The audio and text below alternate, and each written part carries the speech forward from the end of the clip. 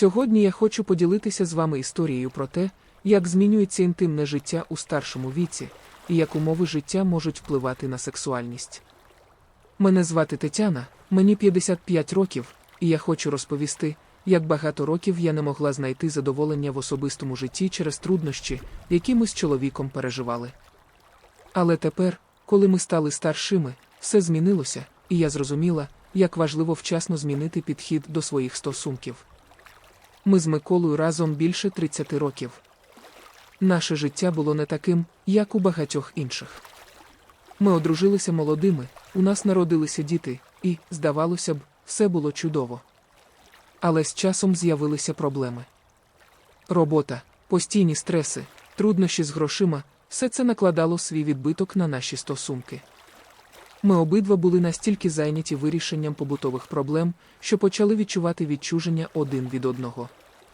Мікроскопічні конфлікти стали великими, а інтимне життя, як і багато інших речей, почало відходити на другий план.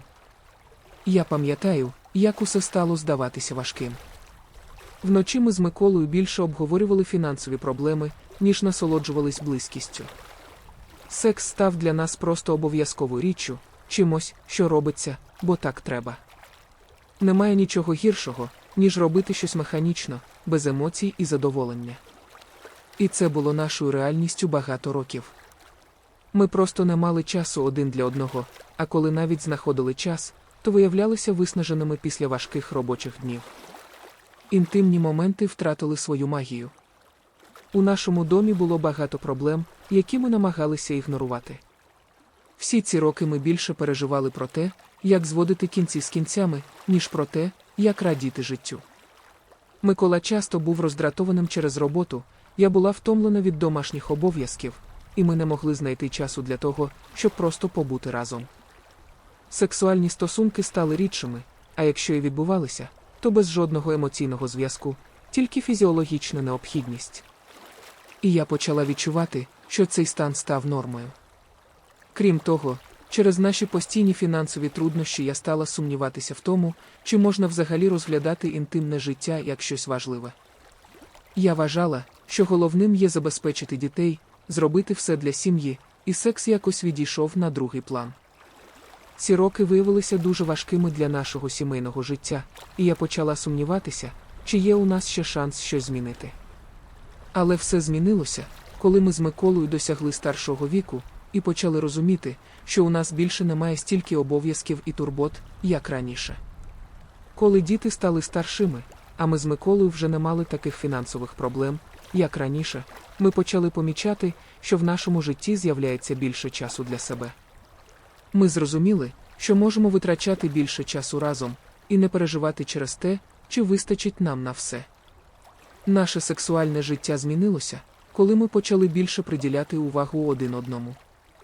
Я почала розуміти, що наші стосунки не обмежуються лише матеріальними проблемами і побутовими турботами.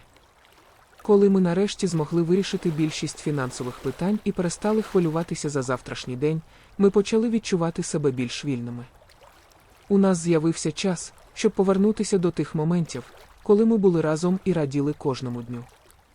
Зараз, коли я згадую те, через що ми пройшли, я розумію, що ми з Миколою більше не маємо того стресу, який був у нашому молодому віці. У нас є все, що потрібно для того, щоб бути щасливими: фінансова стабільність, розуміння один одного і, що найголовніше, вільний час для себе. Секс став не просто фізичним актом, а можливістю відновити нашу близькість. Замість того, щоб переживати через обов'язки, ми почали насолоджуватися кожним моментом, і це дало нову якість нашому сексуальному життю. Коли ми почали займатися більше фізичною активністю, я помітила, як це вплинуло на моє самопочуття і на наше інтимне життя. Тренування допомогли мені відчути себе краще, а Микола також став більш енергійним. Ми більше не просто робили секс, а намагалися насолоджуватися кожним моментом близькості. Я почала більше звертати увагу на себе, на своє здоров'я, і це, зрештою, допомогло відновити наше інтимне життя. Зараз я розумію, що не тільки від фізичних змін залежить якість сексуального життя, а й від того, як ми сприймаємо своє життя в цілому. Секс у нашому віці став не менш важливим, а навіть більш глибоким. І це стало можливим завдяки тому, що ми більше не зациклюємося на турботах, а знаходимо час для себе і своїх стосунків. Наші стосунки з Миколою стали іншими після того, як ми почали більше цінувати один одного, не просто як чоловіка і дружину, а як людей, які пережили разом багато чого. Ми почали більше говорити про свої почуття, про те, що нас турбує, і це дуже змінило наші відносини. Ми більше не ставали один одному тягарем, не вимагали нічого зайвого, а просто почали насолоджуватися кожним моментом, навіть тими маленькими речами, які раніше здавались неважливими. Тепер, коли ми повернулися до сексуального життя з новою енергією, я зрозуміла, як важливо не тільки для фізичного здоров'я, але й для емоційного самопочуття мати гармонійне сексуальне життя. Ми більше не переживали за те, чи зможемо ми задовольнити один одного так, як раніше.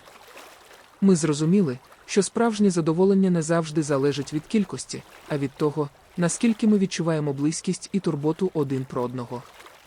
Ми з Миколою почали більше спілкуватися не тільки в інтимній сфері, а й на рівні емоцій. Я більше не соромлюсь своїх змін і, здається, йому це теж подобається. Ми почали працювати над тим, щоб зрозуміти один одного краще, більше звертати увагу на те, що нам обом важливо. І це дало нам шанс не лише відновити нашу близькість, але й зробити наші стосунки більш міцними та гармонійними. Я почала помічати, як змінився Микола після того, як він став менше переживати за гроші, роботу і побутові питання. Він став більше посміхатися, більше говорити про свої емоції, що раніше він не робив. І це стало основою для наших нових відносин. Мені здається, що ми знайшли ключ до того, як зробити наше інтимне життя не тільки фізичним актом, а й проявом емоційної відкритості і довіри. І ось тепер, коли наші діти вже стали дорослими, ми зрозуміли, що насправді життя в старшому віці має свої переваги. Ми більше не маємо того постійного тиску, який відчували раніше. Ми не турбуємося про те, як впоратися з роботою і побутом, а можемо зосередитись на собі. Це дозволило нам відкритись один для одного ще більше.